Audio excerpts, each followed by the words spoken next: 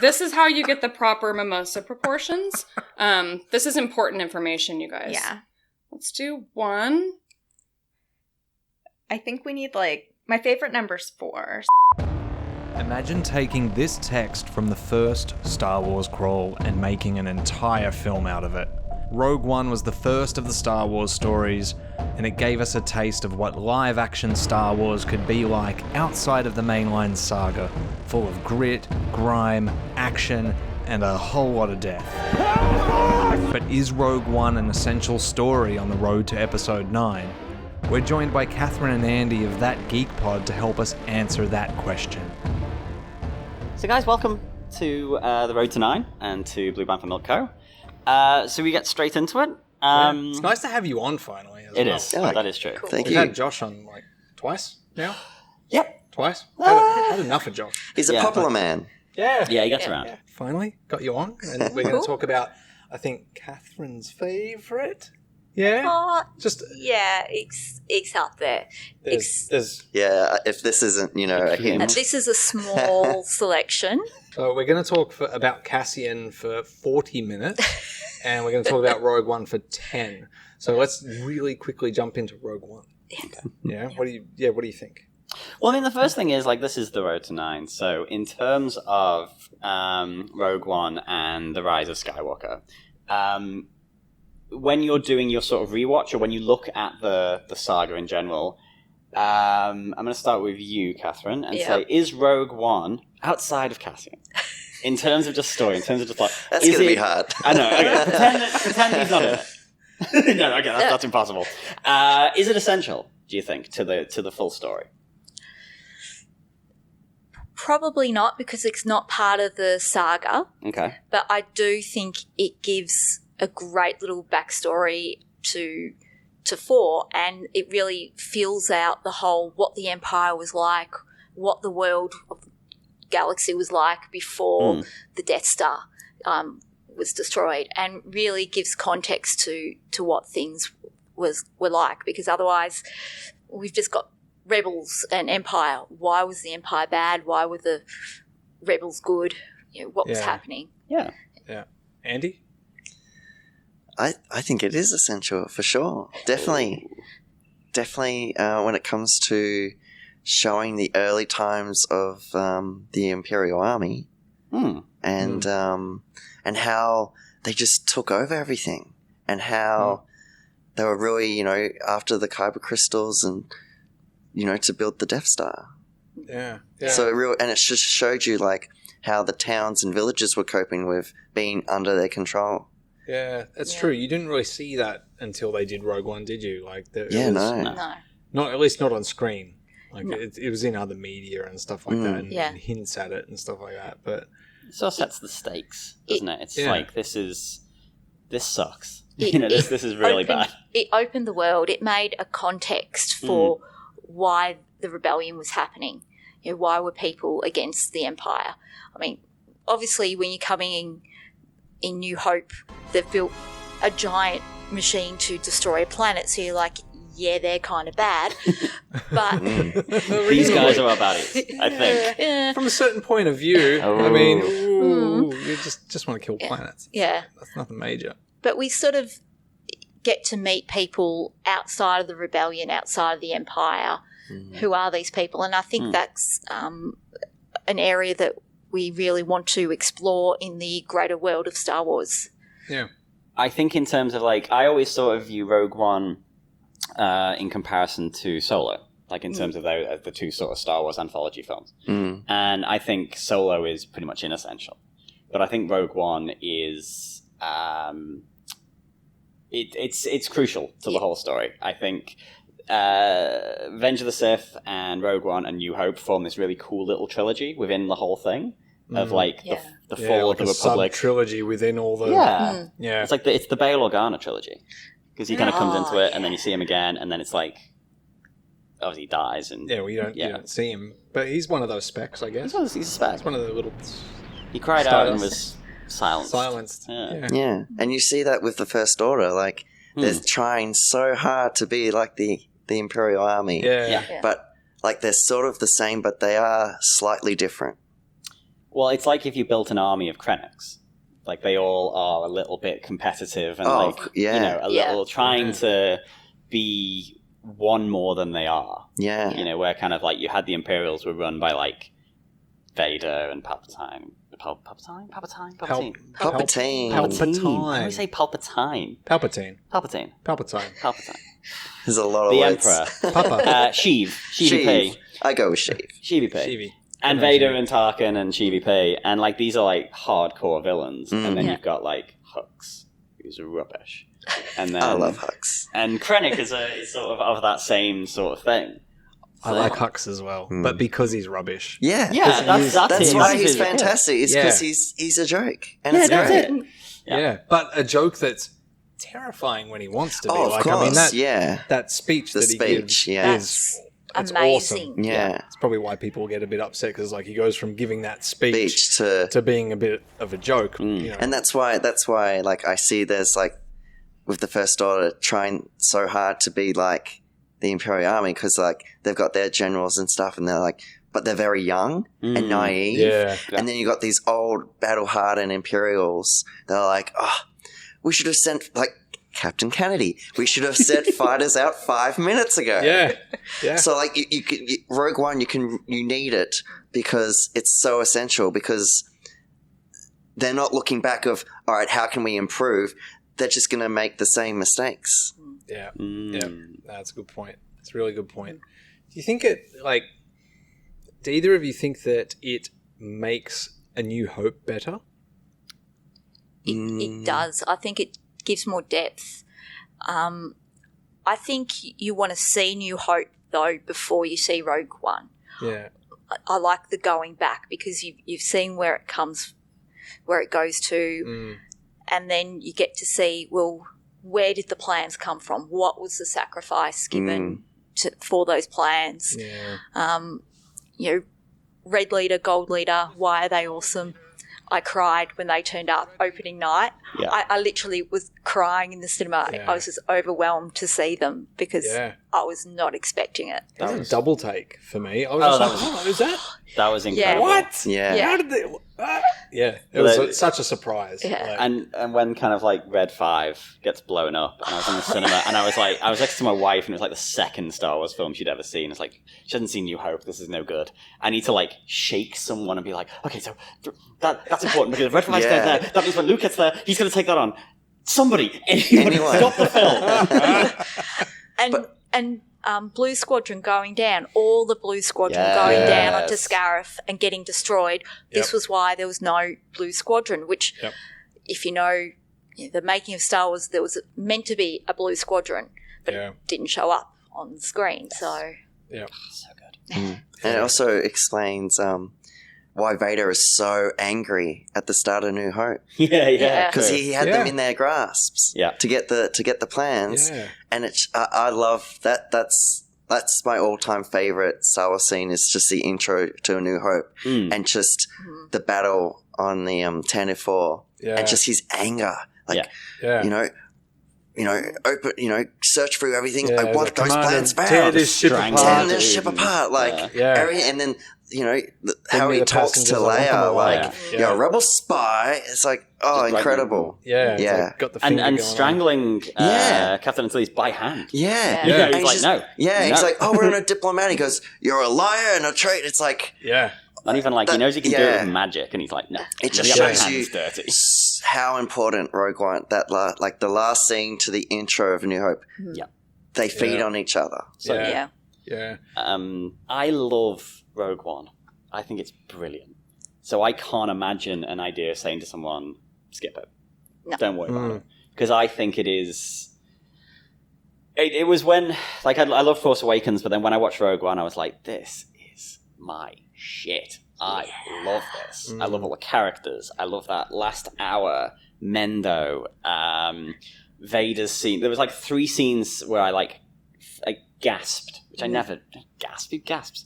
Like, except for, Victorian ladies. I don't know. I gasped in one of the Fast and Furious movies near the end because something happened. Like, I think it's when they introduced Jason Statham. I'm like, Jason Statham's in this franchise now? Oh, my God. Okay, so true. it can happen. Okay, so it's not just me. But yeah, that was the thing, like, watching Rogue One, I had like a real physical reaction to it. I was like, So how do you feel about the film overall? Cassian aside, obviously, because that's... I love it. So a couple of months ago, I watched it again, sort of over a couple of days because I didn't have time to sort of sit down and watch it.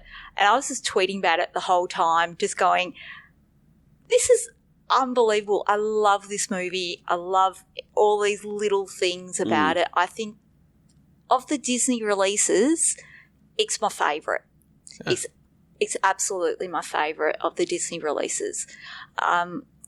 People said, with all the reshoots, there could be problems, but every movie ever has had reshoots. Yeah, of course. I'm not worried about that. I thought it did bring a different feel to Star Wars. It did have that sort of grittiness of down in the dirt. And yes, Cassian is not your black and white hero. He lives in grey. Yep. He shoots people in the back. Shoots people in the back. And that's where the film lives. And it's really, really interesting to have a Star Wars film like that.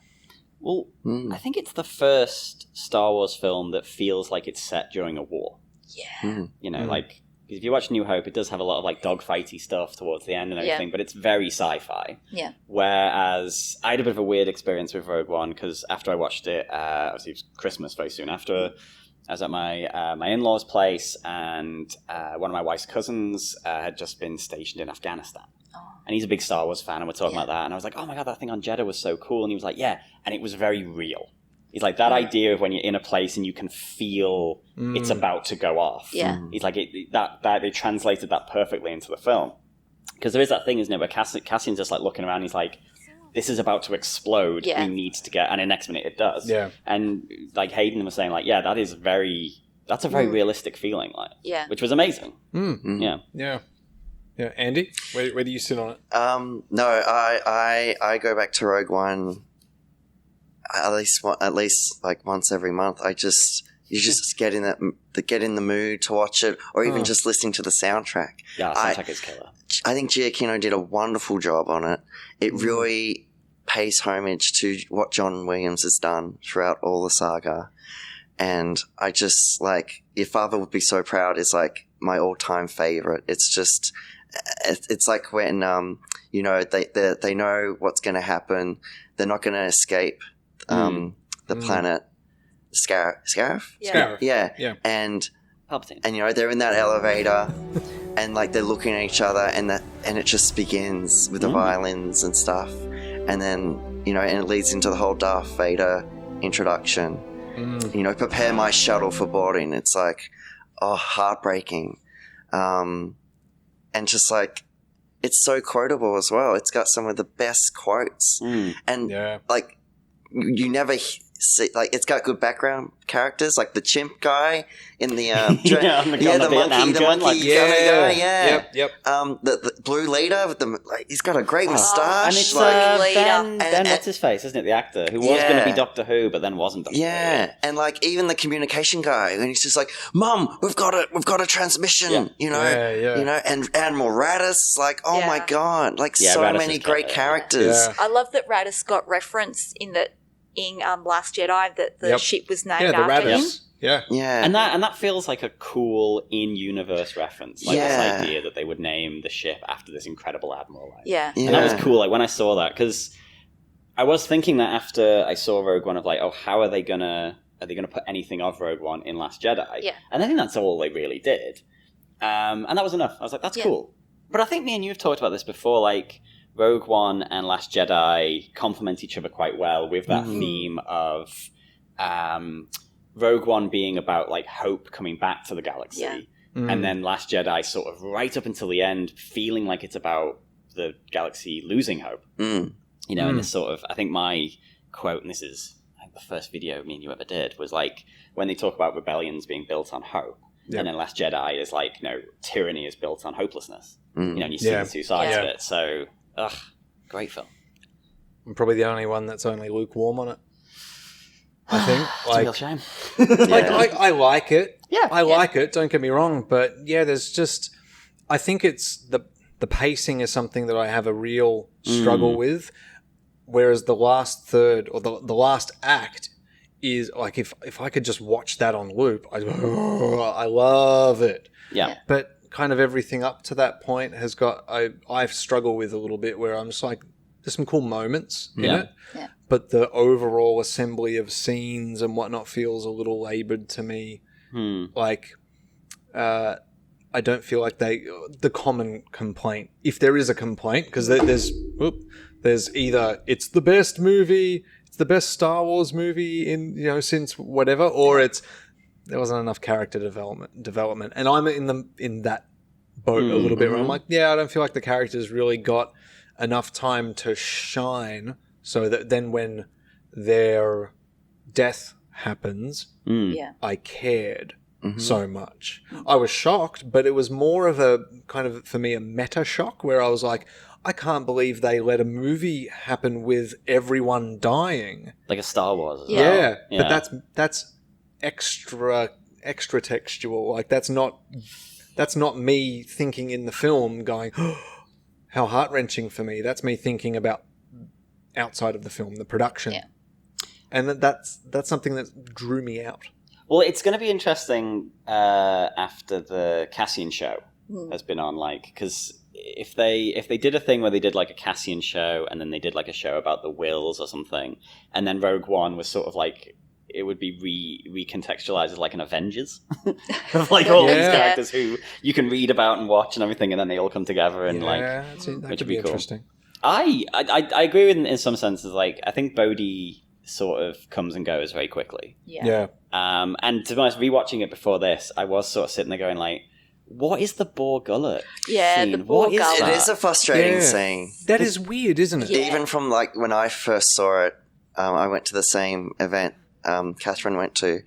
I turned to my mate and I'm like, he's clearly telling the truth. Why is Saw constantly like, I don't believe him, you're telling lies? It's like, okay, Lies! Deception. Okay, like he's probably lost his mind, but like he's telling everyone, no, you're not listening. This is the information I've got. Like, and then like, we see the scene of Boar Gullet, and then he ends up seeing the message Saw, and he's just like, oh, even that's a trick. And then it's like, I don't know. I think this could have been worked out. And even when Jin's there, he's still going, have they sent you here to kill me?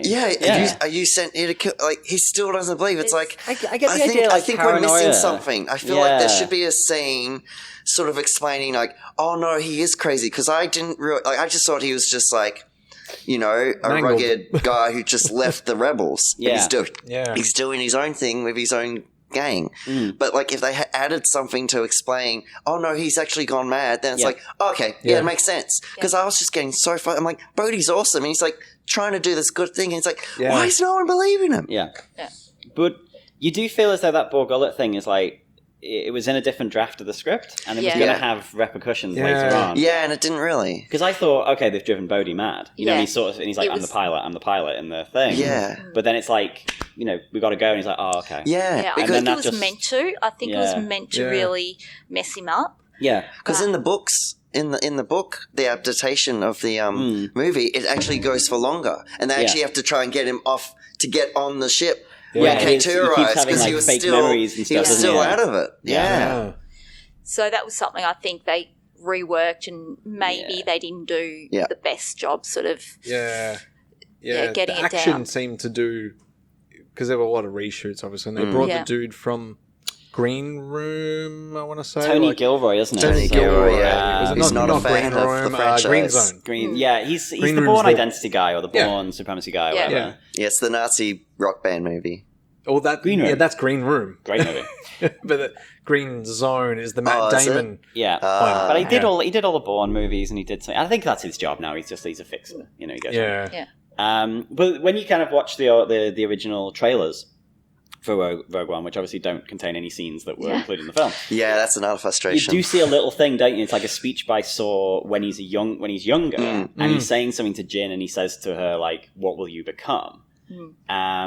And you think, okay, well, is that supposed to be, if that scene's in there and he's sort of talking to her and saying, like, you need to be careful about fighting the war because it might mess you up, And then if that scene had been at the start, and then we'd seen him later on, you'd be like, oh, It's messed him up. that's what he's talking about. The war has, because when he's like, oh, there's not much of me left. You know, he's all machines. Because we see that scene when she's like, I was 13 and you just gave me a pistol and left me there. And he's like, well, if people knew who you were, they would have, I couldn't protect you.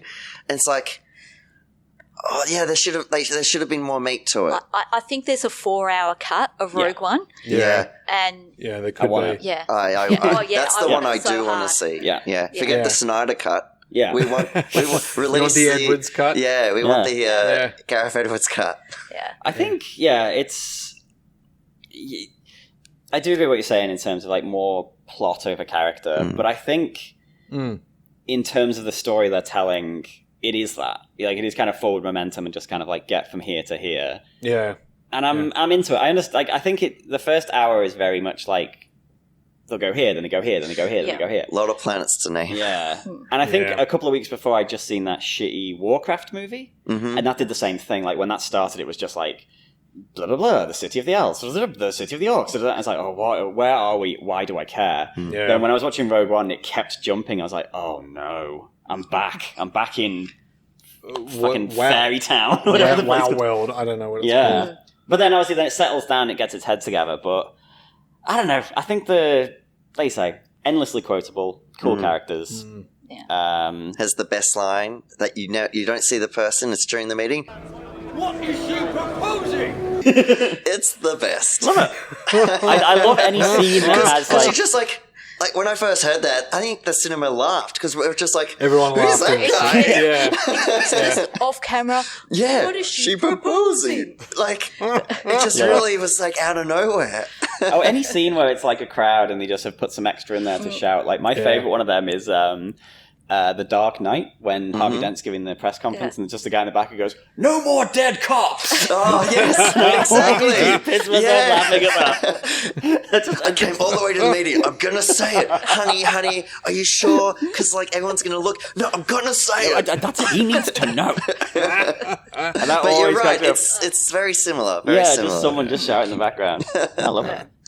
But, Rogue One, I think, has... also my favourite villain in Krennic. Yeah. Yes, it's Mendo, so I'm biased, but, he's a villain in a very different sense of the word, in that you can sense he's really sort of fighting to get noticed by upper management, and he hasn't been promoted. He's had to fight for everything he's got. He's from the backwaters, as it were. You can, and he's even brought that in with having his slight Australian accent coming in there, or he's Australian trying to sound English accent. Yeah.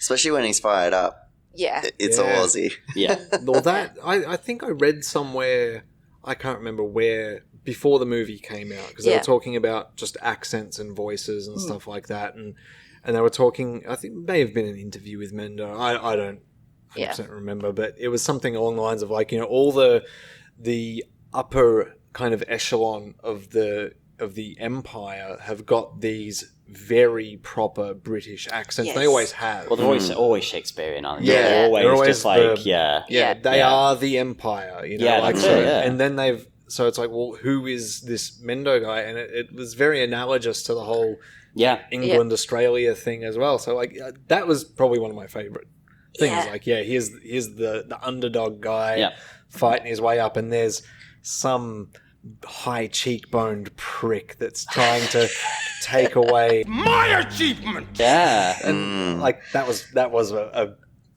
I like that. Yeah. I like that a lot.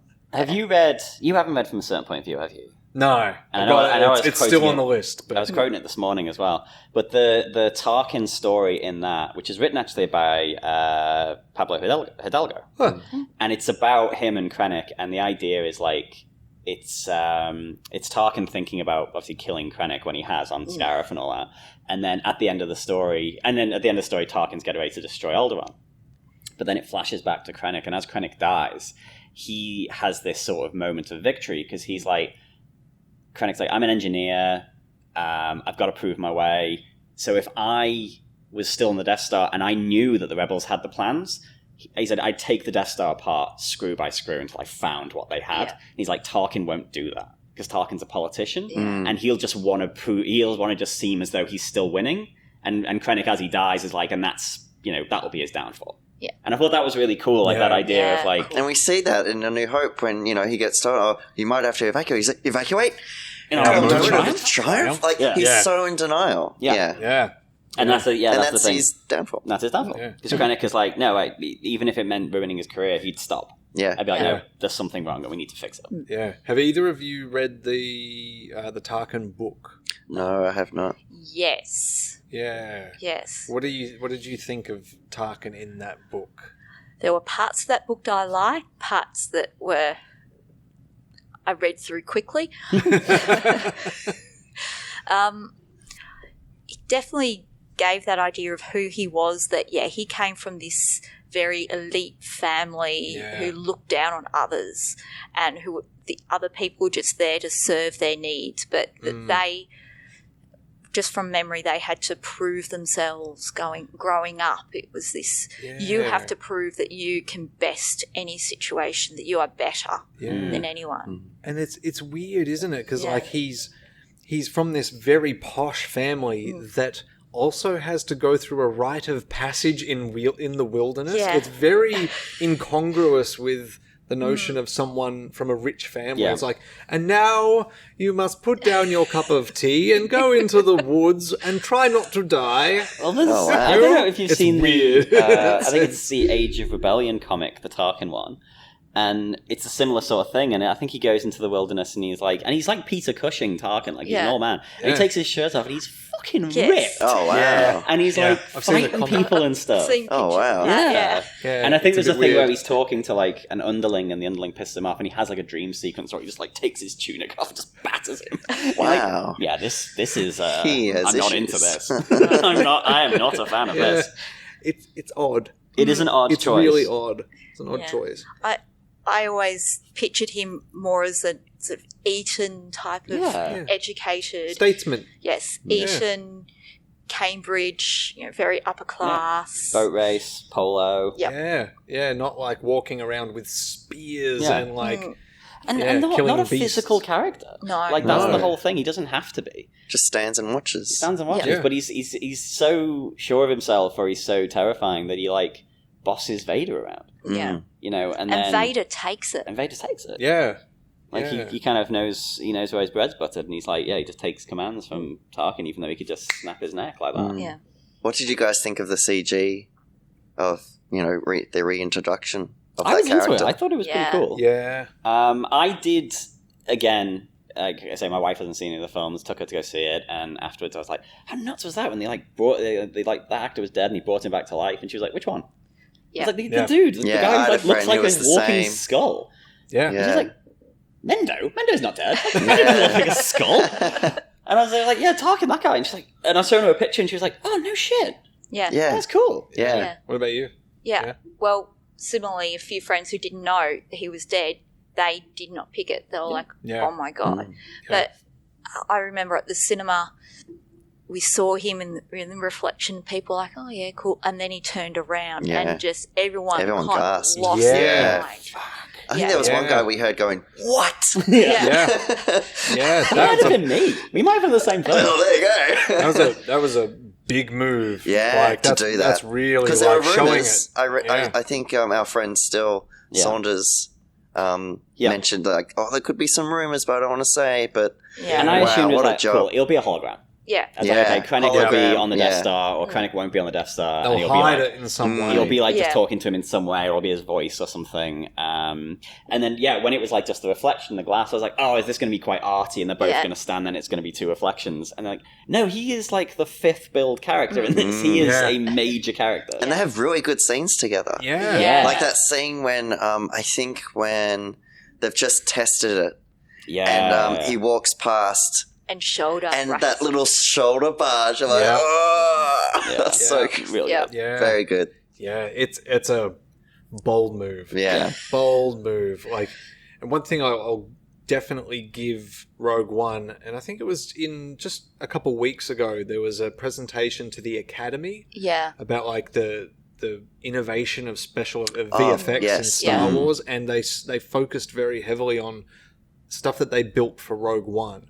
And that, so the Tarkin bits obviously a thing, but like even down to like the way they were doing previs and doing pre-visualization, not pre-visler. I'm not talking about Who was named after the company Yeah. that process of previs. yeah.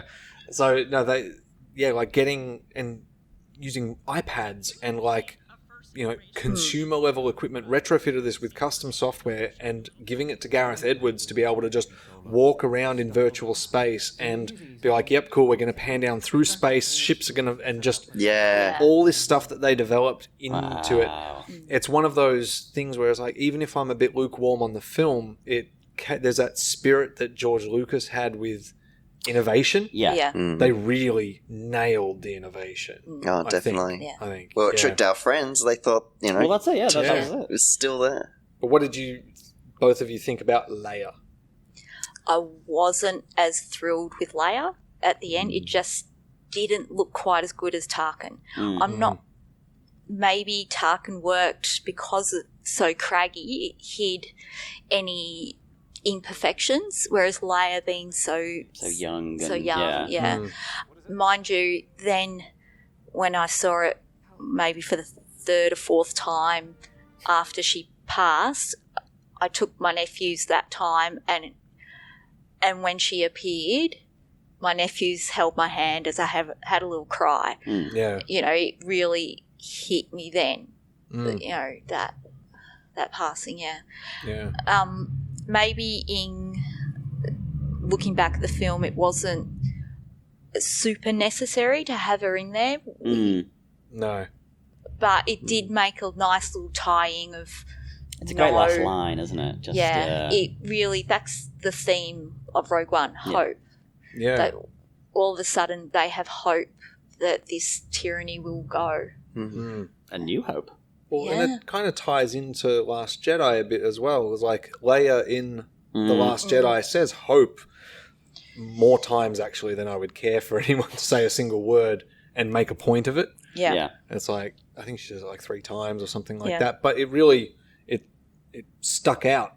You know, it's like, oh, yep, cool. That was her, like, when she was younger and everything is hope, hope, hope. And then here she is at the end of The Last Jedi feeling as though hope is lost. I think she says hope has gone out of the galaxy or something. Or hope has left, isn't it? Yeah. Yeah. And I was like, like the line, I like the line, I think. Yeah, what did you think of the... when I first saw CG it, and the line. It wasn't too bad, but I felt like they put more effort into Tarkin, because, you know, he had so much dialogue and scenes with real living characters, and Leia just seemed very quick and maybe a little rushed. Yeah. Especially the mouth, like she says hope, and then I don't know, it's like her mouth just starts caving in, and you're like, wait, where's her lips gone? Like, maybe she could have just like, it could have been like the cameras at the back of her, and the guy's like, oh, here's the plans. Oh, what's it? You know, what do you think it means? And then she can just like, the camera's just on her hand, and you just hear hope. Like, Well, that was enough for me in the thing. Like, I'd already had the Tarkin moment. I was like, oh, they did it. And then I wasn't expecting them to do it again, especially because at that time Carrie hadn't passed. So it just didn't even occur to me that they would do that. Yeah. I just thought, yep, no. And then it cuts to her face. I was like, oh, what? They did. They did. Like, you know, they had a life cast model of Peter Cushing's face from the same year for another film that he did that was in an archive. Brilliant. I heard about that. Yeah, they had a full face cast down to the pores. Just luck, by luck. Was And that they could just from 3D scan it. Top Secret? I don't know. Possibly. I think that's what I've heard. Wow. Yeah. That's cool. So they just by chance found They had it, yeah. They found it in some archive, and I don't even know that it was in a Disney-owned studio. Yeah. It may have been in another. Maybe If you opened a Universal. box and it was Peter Cushing's head, you would shit yourself. Yeah. So they had that to be able to scan in, but they did it. They didn't have that for Carrie Fisher, so I think it was all done. Yeah, like, they just had an reference actress photographs. look alike, and then she had, you know, the little dots on, and And then they mapped it, a and then texture and all that, or however they did it. So there's a moment in the film that was rushed. We know for a fact it was rushed, and it was the Vader bit at the end. That wasn't originally going to be there. They shot it like a week Well, that was that Before was it a was, Tony Gilroy thing, like, wasn't it? He before said we should Cutoff, they we were should like, put them in. "Ugh." That was apparently one of his ones that, I don't know, maybe you should... Because there's been an interview with Gilroy where he was like, yeah, I'm not a big fan of Star Wars. Yeah, no, he does. Yeah. So I just sort of put it all together and you're like, cool, Yeah. that worked. So Yeah. I guess he wasn't like beholden to anything. He was like, oh yeah, cool, let's just get Darth Vader and let's get into fuck things up. And Isn't that what people want? did you guys hear that Peter Jackson was on set that day? Really? Yeah. Oh, really? Yeah. That's cool. What was he doing there? I think he was Telling them to do a 30-minute... I don't know, visiting or something, but I think Gareth brought it up. He said that he was on set for the Vader. Because Vader Gareth part. is one of the Rebels. soldiers. Yeah. Yeah. See the one that I think... He pulls pulls the door down. Is it him that pulls the door Yeah. down? Because he's Yeah. running Yeah, as the that's camera right. and he pulls it down. Yep, that's Yeah. right. Yeah. That sequence, that was when that all starts to happen. It's like the alarms and stuff like that, and that was one way in the cinema. I was just like, it was just dawning on me very slowly, and I was like, oh no, You know what's happening. what is this? Yeah. And like kind of like grabbed Fiona's hand, and she's like, what's up? I'm like, shh. something terrible is about to I happen. turn to my mate and I'm like, no way. Yeah. They're going to do this, aren't they? That whole sequence is so good. Yeah. And it's just like It's a horror the film. guy putting the thing through, like putting the disc through the door, and just like, take it. I think, it's that leaning forward and like, what is going on? Yeah. Brilliant. Yeah. So very Scary. thumbs up for Oh, that. no, yeah. Yeah. Massive thumbs up. I like there is the talk that like Vader doesn't really need to be in this movie, but I think it's just a good link to A New Hope. Yeah. And like I think he would be around because like Yeah. if you like the Death you Star know, plans. Yeah.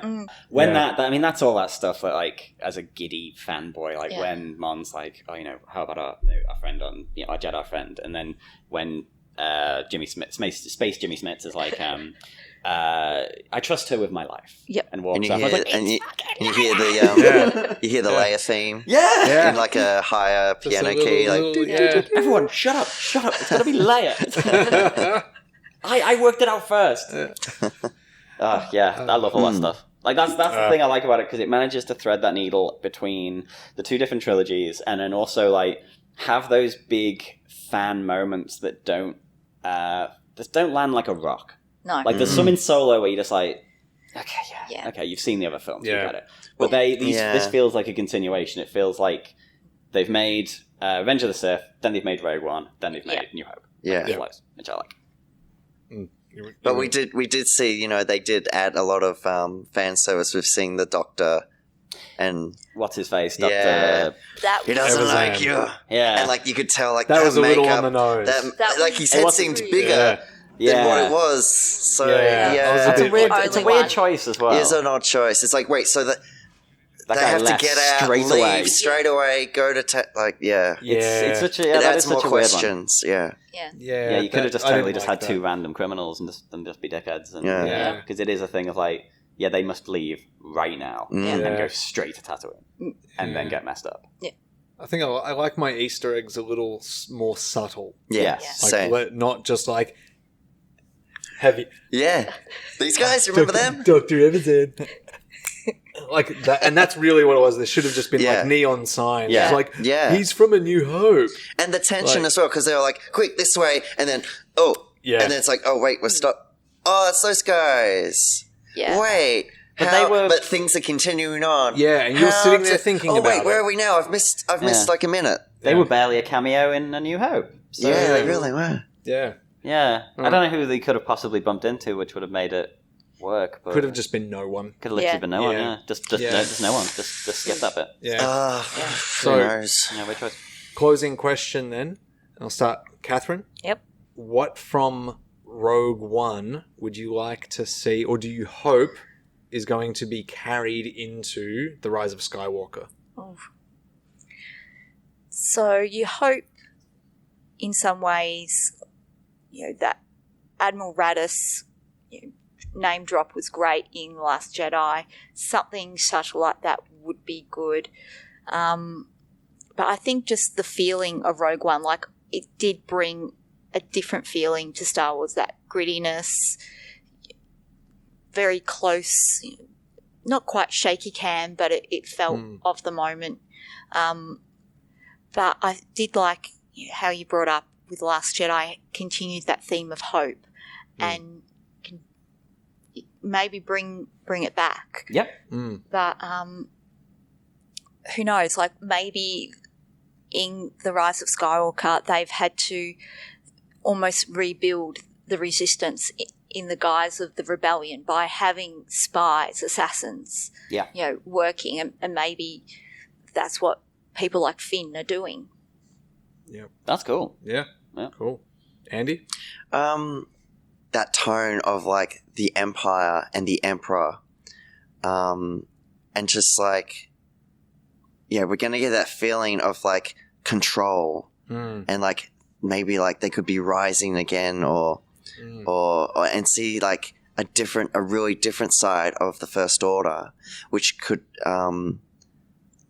pay homage to how the Imperial Army was in Rogue One. Like we saw their dominance, the way they took over planets and how they treated, and I reckon we're going to see a lot of that. Yeah, and also like just raising the bar, especially with the introduction of the Sith troopers. I definitely want that, and I think we're going to get this. It sounds like we're going to get this. Something more of like a team dynamic. Yeah. Like, I think Last Jedi was very scattered. Every character sort of had their own thing. It would be cool to sort of have, and I think that's definitely going to be the case. Like having all those main characters all together on some sort of mission. It'll be good to see, because that's sort of what. We haven't quite seen yet with the new trilogy and stuff. We saw a little bit with Force Awakens. It was more to like Finn and Poe, then it was Rey and Finn, then it was Han, Finn, like the Chewie. assault on Starkiller Base is sort of like that. Where you got and then Rey joins them. But to have something where it is sort of constant, like everyone. Okay, you've got your team. Get on your ship. Because I want to see like more like Poe and Rey, like what's their thing? Because like her reaction when he's like, "Oh yeah, I know," and she's just like, "He is Oscar Isaac." I mean, I'd be like that. Yeah. If he just like if I said his name and he said I know, I'd be like, if he said that too, I'll be like, "Oh hi, Oscar, I'm Andy." He'll be like, "Oh yeah, I know." I'll be like, if he's wearing that scarf. Oh gosh, yeah. So Nathan Drake's scarf. Yeah. And you? Yeah, it's a hard one. I think the team dynamic, definitely. Yeah. I think, a more imposing First Order. Like, I mean, obviously, we've seen them. I think probably somewhere in a mix of all of that, because the threat level hasn't really been there. It's always been rising, hasn't it? It hasn't quite got to it's been a very Empire personal level. story. Yeah, very like everything has been about like interpersonal or like small relationships, which is cool, and but all the other stuff is kind of a background element. And we know it's there. Happening, We know it's happening. It's why no one's turning up or anything like that. So I would like to see it just actually show something that is a bit more all out. Yeah. Like less focused down on the small story in some respects. Like I want to see obviously the Rey and Ben Solo story play out, but beyond them I don't want to necessarily focus too much on smaller character elements. I want to see the characters that we've already been given in this bigger context having to deal with something really overwhelming. Well, it should now be because obviously Force Awakens is still sort of things are moving and all that, and there is a resistance, but whatever. And then the second one obviously follows so closely to it. But this one now should just be like all-out war. We should be at the New Hope level, where you've got this established rebellion or resistance and an established villain.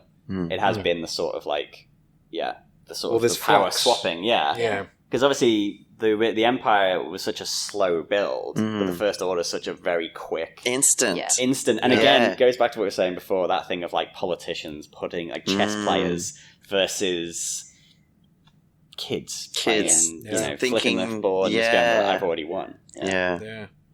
Cool. Oh well, thank you. Yes, That's thank you for cool. joining That us. was the last question that we wanted to get through. Yeah. So thanks for being on, and let's do it again.